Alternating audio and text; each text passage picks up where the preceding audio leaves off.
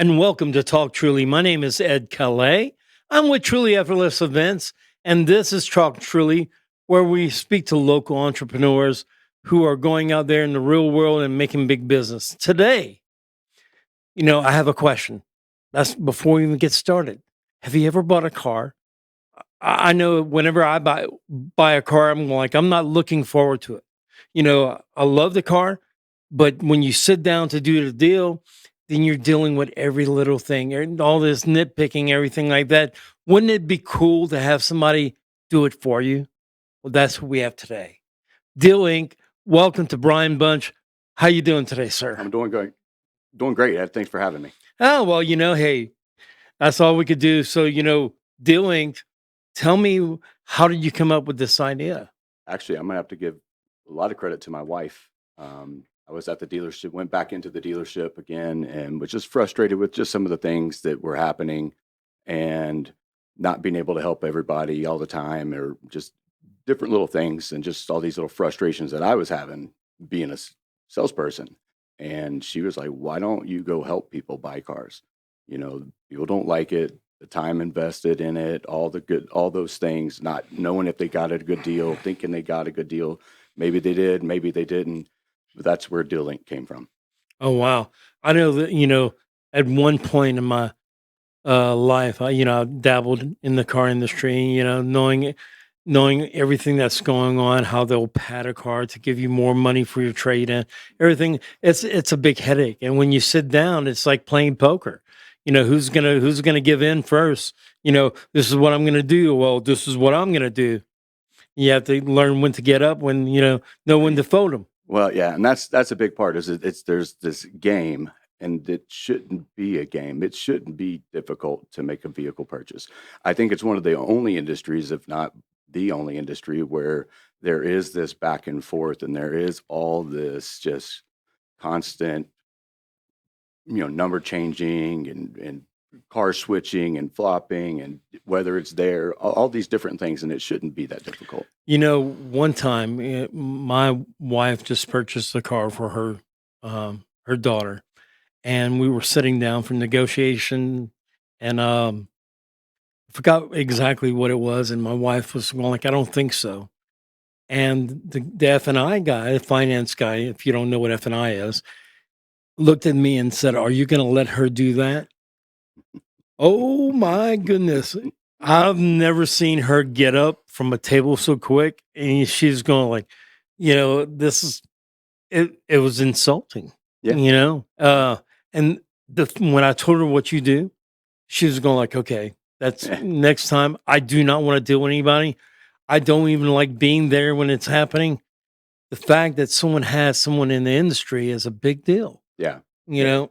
So I work for the client. I'm not tied to any particular dealerships. Do I have contacts within dealerships? Yes. So let's go ahead and walk through a purchase. Okay. So, hey, Ryan, I want to get a car. Well, we're going to sit down. It's going to be a consultation up front to just kind of see what you're looking for. What are you trying to find?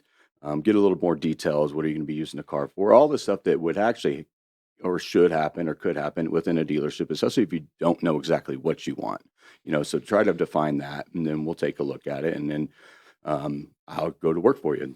Basically have a flat fee that I charge, so the client pays me, so I work for you. So not again, not the dealership. And a lot of times the fee that you would charge, you would probably save that anyway from using you because you're so negotiating. That's the yes. reason why to do it. Yeah, so there's money that can be left on the table if you're not sure, how to get the most for your trade. Um, Knowing which vehicles to look for, there's all kinds of different sites. It gets overwhelming. I have the ability to take a look at everything from a 30,000-foot view and trim it down, get very minute if I need to, or get kind of broad. And I can see anything all over the country.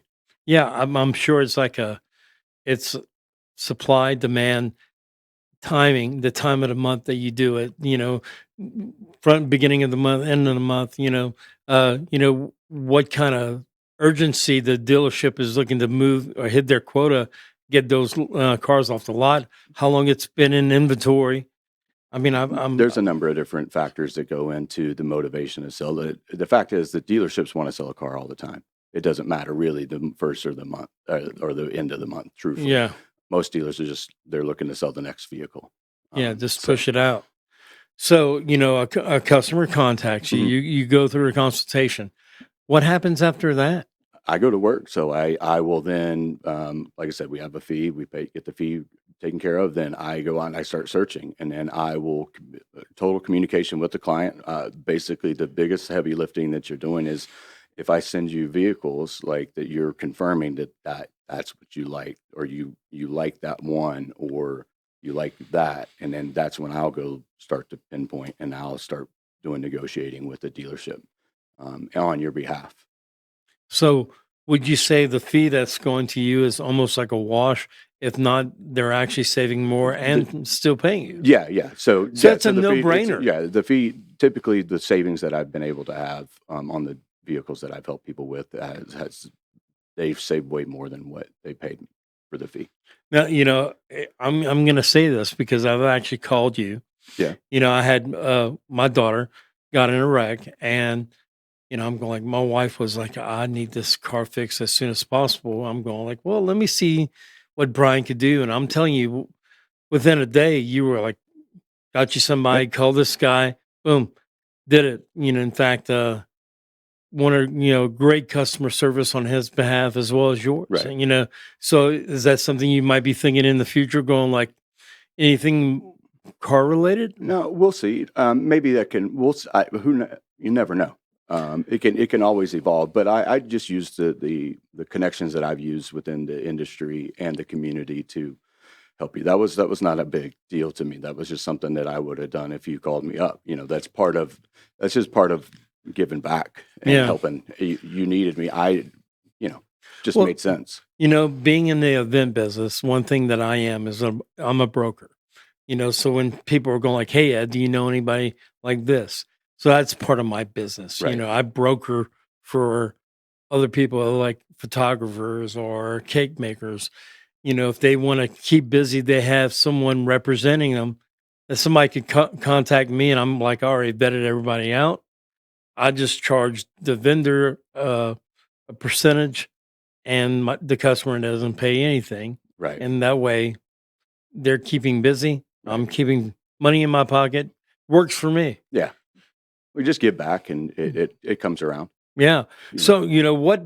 And are you originally from Tennessee? If not, let's talk about Oh, that. wow. I'm a little bit of a traveling guy. Both my parents were in the Marine Corps. So I was born in North Carolina and then lived kind of all over every 4 years, moving to different spot as a kid. But we set roots in Middle Tennessee, so in the Tullahoma area, just south of Nashville and Murfreesboro, kind of in between here and Nashville. That's where I graduated high school from, and then did the whole family business as well for a brief stint. But then got into the car. I've been in and around the car business before, but around 2005 is when I got into the car business, and I've just been doing it ever since. Been in and around it for that long. 20 years. Yep. Wow. So So I have to ask, what's the wildest story you've had in the car business? That's a tough one. Wildest story. Back in the '08, '09 era, when through the recession, a lot of the dealers were doing these big mailers, Hmm. just trying to get people in, but they would bring outside crew in, so they were outside salespeople from Hard wherever, guns. basically, and they would come in. And I've heard some. I won't get into some of the details of just some of the stuff that happened, but there's a movie out there. It's called The Goods. The goods with Jeremy Yeah, Piven. yeah. So that would be that. If that's a tamed version of what some of these guys were like. So if you're interested in understanding what I'm talking about, if you haven't seen the movie, I mean, it has Will Ferrell. Will in it. Ferrell. It's got a lot of It has a cameo people. lot of cameo. It has a Ving pretty big, Rhames, yeah. a pretty big. Not too many people know that movie. That's the funny thing. Yeah, it wasn't a big hit. It was, I think Will Ferrell made it. Yeah. So it's just one of those movies that is just kind of funny.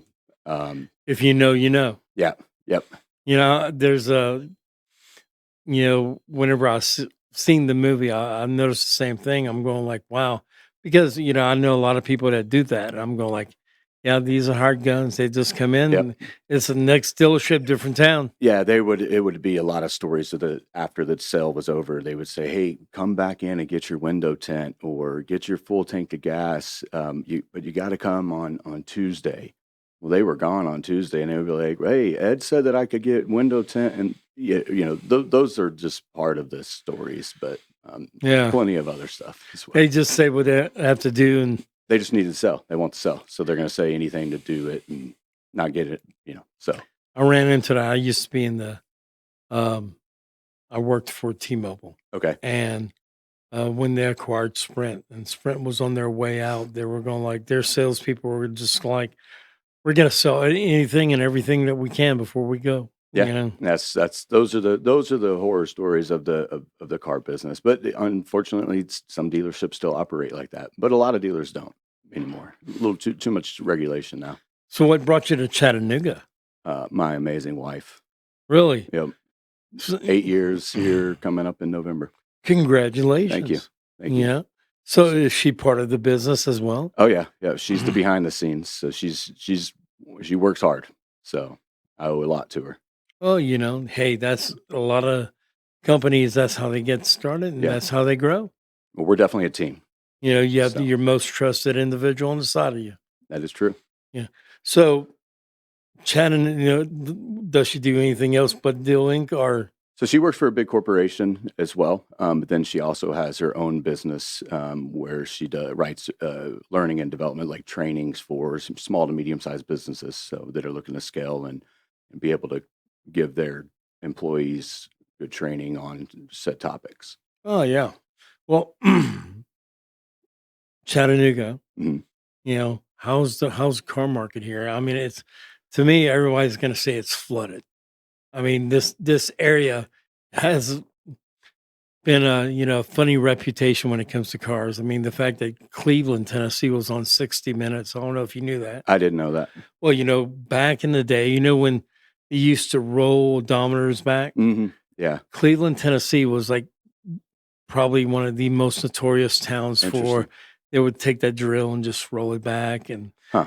quite a few people in Cleveland went to prison for that. And it was like on 60 Minutes. And so it's kind of been a big car town, bringing cars from up north and selling them down here. And It happens. It happens all over the place, but no. So the car market here, I mean, it's a fairly because Chattanooga's not all massive. So some of my other jobs in the past within the business have been working for doing a B2B sales. So I would go into dealerships across the country and sell to them. So, you know, Atlanta would be like a huge car market. Nashville is a huge car market. Chattanooga, for the size, I mean, it's about on par. oh, well, that's good to know because there's, yeah, you have your big ones, your Mhm. majors, your Chrysler, your Chevrolets, you know, it, if I'm going to go ahead, I'm going to pick your brain on this for anyone looking for a new car. Everybody always says, okay, Toyota, Honda, you know, what's a different brand that you would say besides the two big boys of dependability? I mean, it gets tough because basically there's a lot of the same technologies and stuff that go into all the makes and models. Hmm. It just comes down to how they're engineering their motors. You know, I kind of have grown partial to the Hyundai Kia stuff. I started selling that in the long run, in the beginning of my career, and had saw the changes that they've made. I mean, you know, for the cost and then the longevity that you can get out of them, they're not a good they're not a bad choice. But it just kind of varies on what you're looking for because you have different makes and models that specialize in certain different things. So, Yeah. but you can't go wrong with Toyota and Honda, right? Yeah. Or Lexus. Yeah. Well, which is a Toyota. I know. It's kind So, of funny. A lot of people know this already, but you have Toyota has Lexus, Honda has Infinity, mhm. No, Infiniti is Nissan. Infinity is Nissan, Huh. Kia, Hyundai, and Genesis. They're all in the group. Mhm. And Kia used to be Daewoo. No, No? Kia's always been Kia. Wow. Yeah, Or was it Hyundai that was Daewoo? I'd have to go. I don't know the whole history on that, but yeah, Kia's been Kia's for they got out started making they started making bicycles. Ah. Well, I know Kia and Hyundai are the same company. Sister company, yeah. And then you have GM and GMC, GM, or GMC. Chevy and GMC. Yeah. Well, it's funny. I heard the story about GMC, how they bought Chevrolet because they want to be in the truck business. So that's why the resale value is higher on GMC because people don't know that GMC makes Chevrolet. Yeah, well, yeah. So, but Let's see, and then Nissan, of course, is Infinity, which I've found, turning this into a little car talk. yeah. What's some cars to avoid? What's that? Cars to avoid. Um, right now, I feel like Chrysler has had a pretty tough go at some stuff.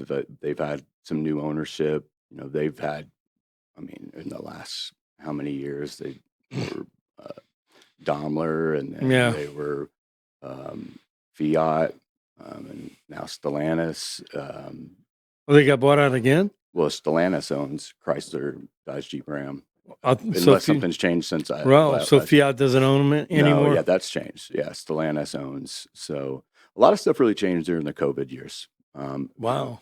A lot of stuff changed in the COVID years. Stellantis is I don't know much about them. okay.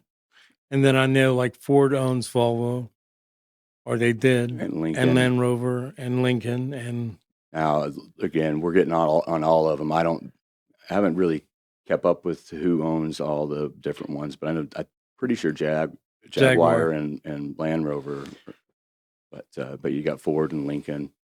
I remember when they just bought out Jaguar, then it seems like all the tail ends of a Jaguar look like a Taurus. Oh, really? Yeah. It was kind of funny. So, like, let's get back to what you do because it's the focus on doing. Correct. So if people want to contact you, how would they do it? Yeah, so you can go to our website. It's My Deal Inked, and then we're on Facebook, we're on Instagram, we're on YouTube. So I think we had Facebook, Instagram, YouTube, yeah, pretty much all the socials. TikTok. I have it's under my name. Okay. But Buying from Bryan is I think my tag name. I just changed it, so Hey, that's the way to do it. when you're a little catchy. You get, just like on TikTok, I'm Truly Ed. So, everything is Truly. Yep. So they contact you. Yep. What's the general turnaround time from contacting you? I know it all depends on what they want. Correct. So it basically, kind of go through some of the steps. So then I do negotiation, and it'll really depend on if you've already had outside financing or if we do outside, and then check out what dealer financing does, and then that all gets negotiated all the way down to the payments, and then we can have your paperwork shipped. We can have it. You can go to the dealership to sign and take delivery, depending on what you're buying, so we can get all that set up. If they were buying the vehicle from outside of the area, it can get shipped and paperwork can get all taken care of. So that way you get handed delivery, and you basically all you're doing is signing and just checking off some emails. So a lot of times people just go to a dealership and they just accept what they're told, and then that's not always the case. No. So if I were to give 2 tips to everybody to buying a vehicle, number one, go get some outside financing first, just so you have an idea of what your payment range is going to be with the amount, and then you have that, and then you can kind of use that with the dealership. But the second one don't do your negotiating at the dealership. That's number one. If you do that, you're in their world. You have the power when you're not there. So I'm gonna give 2 free tips. How about that? Well, going back to that one conversation, that one car purchase by my wife, when she got up from the table and she was furious, by the time before we even hit home, we had someone calling from the dealership going like, wait, sorry, what if we take two more $1,000 off and take it down a couple points, and you know, there's power in walking away. Yeah. I mean, it is, it, again, it shouldn't be that difficult, but sometimes it is. But to get back to your question about the days, right now, on average, from invoice signed and Yeah. paid to taking delivery, it's been about 8 days. Wow. What's the average savings, or it's really that's Um, hard to tell? it's that is hard to tell because they have been pre-owned cars, so like values and wise. But from what I can calculate, from what sales price was to what we bought it for, it was a little over 2,000. Wow. That's good savings. Covers your So fee and yeah, everything. for sure. So how does the delivery go? Do you pick up the car, or they go to the So again, dealership? that kind of depends. Some of them have been picked up at the dealership. I've had some vehicles have been delivered to the customer, to them, to their wherever they so choose with from the dealership. So it just depends. It can vary. If it's a new car and there's a lot of the tech, I would say take delivery at the dealership. So that way because after a new car purchase, most manufacturers require the salesperson to go through all the infotainment and make Yeah. sure that its phone's connected, make sure all that stuff's done. You know how to operate your vehicle, buttons, and all that other stuff. So, um, Well, it makes sense. I'm how big, and I'm gonna ask a little, selfish question. How big is it, like, when you're leaving, to make those little demands, like car washes or oil changes or full tank of gas? I mean, is that still common, or is it kind of like a oh, you get what you get? it's so competitive now. Like, and everything's at your fingertips, so people can see what vehicles are selling for, what they're priced at, and so it's all really competitive. A lot of dealerships, if you buy new, sometimes if you're local, they have like a lifetime warranty. So there's all these little things. Most dealerships fill up every single car, so you get a full tank of gas. A lot of new cars, the manufacturer's already given you 2 years of maintenance. So it's kind of those are a little more rare. You can ask for stuff. Sometimes, I've thrown in window tint. Hmm. So those things can happen if those are the things. Yeah. So there are still things that are negotiable into the deal. So, what are the good buying points that you would say if somebody's going like, I need a good, reliable car? What questions would you ask them, or just say we're looking for something with these qualities? What would they be? Well, so I would suggest like get an idea of what you already like. Hmm. What do you what are the features that you want? What is your budget? That's why it's important to kind of go get that budget ahead of time, kind of know where you're at, so then you can kind of back into finding what is most important. And I always try to uncover the must-haves. Like, what are your must-haves? There's a lot of things you could want, but if it doesn't fit into that, and then kind of just do a little research into what is, you know, what year model or what trim package would that be? There are a lot of things. Some people just like leather or heated seats, and there's ability but all that sometimes comes with a sunroof and navigation and all these other things that they don't want or need. Yeah. So we can get that added to the deal. I can add a dealership can add leather and heated and even ventilated seats. Seems there's a lot of trend buying as well. Mhm. There's one hot item in a car. Well, we got to have this. Right. Um, would you suggest, if you want to just get it, or if something's, popular at the time, give it time? Well, if it's popular at the time, it's going to be harder to get, and then you're going to end up paying more. Right. That's typically Yeah. what happens. So it just depends on what is your need. I mean, is this a want or a need? Are you wanting it because it's hot, or do you need it? And that's it. Because a lot of times color combinations are harder to get. Like it can get tricky. So it's not always just it's cookie cutter. And that's why, again, trying to use my experience within the dealership and within the industry to kind of pinpoint and uncover those things. Because those are very broad questions, and it's kind of a broad answer. Well, hey, that's why I'm here, is to make you Yeah, comfortable and yeah, uncomfortable at the same yeah. time. I always learn there's a hill, skill, a will. There you go.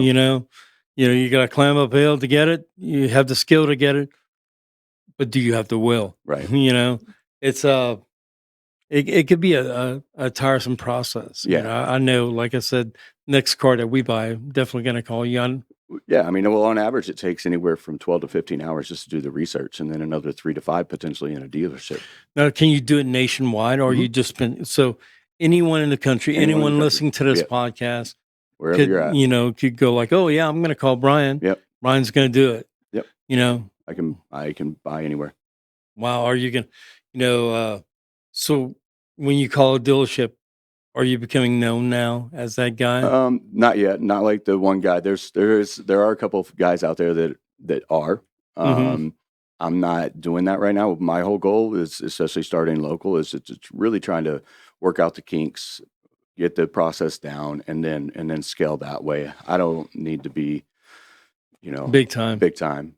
So Hey, make sure it works. yeah, I totally get that. You find something, become the best at it, and then move forward. that's the way. You know, so is there anything else that you want to talk about with Deal Inc? Just if you have any questions, give me a call. I mean, I'm open to having a conversation. We're not a fit for everybody. Hmm. So there's certain areas that we're good for, like we can do fleet, small to medium sized businesses that are owner operators, right? So if they have to go out to try to find a new van or a new truck for their business, they're not on the job site, they're worried, like, so that's where we can really help as well. You're basically a gun for hire. There you go. Here we go. You walk in, there's a new sheriff in town. That's the way we like to think about it. Yeah. So do you have any kids? Yeah, so between me and my wife, we have four, and they are all legal adults now. Oh wow. I have three, and my wife has one. And the crazy thing right now is they are 18, 19, 20, and 21. Three boys and a girl. Wow. So we stay pretty busy. Oh, does any of them like say, I want to do that with you, Dad"? Not yet, not yet. Maybe we'll see how it goes. But we got one that's a freshman up at UT Knoxville, and one that lives here doing his thing in North Georgia. One lives in Middle Tennessee, and my daughter is she's about to graduate high school and go to the National Guard. Wow. You got them spread out, Yeah. and that's perfect. Yeah. Um, one more thing before we go. Okay. Give me your website one more time. It's mydealinc.com. mydealinc.com. And what's your number? My number is 423-660-3889. Right. And if you're looking nationwide, if you're looking to buy a car, Nationwide, new, used, fleet, they could call you and you'll negotiate it for them. we'll work it out. You We'll know, make it happen. you'll make it happen. Well, we're going to go ahead and bring this to an end. My name again is Ed Callais. This is Talk Truly. If you're watching it, you might be watching this on Facebook, on YouTube, on TikTok. If you go to talktruly.com, it's always going to take you where you need to be. Don't forget, if you go there and you see it's on YouTube, like and subscribe. We'd love to get the word out. Thank you again for tuning in. This is something that we're doing very often. Pretty soon, we're going to be doing some mobile shots. This is our last studio day. It's kind of a sad day for me, but I'm glad we got you in the studio for before it ended. And thanks again. I appreciate you, Brian. Yeah. I believe in what you're doing, and I Thank think you. it's going to go well. I appreciate Thank you again for tuning in to Talk Truly. And again, go to trulyeffortlessevents.com if you want to learn about any of our events coming up. We got Truly Home that's going to be in November. Thank you again and have an amazing day.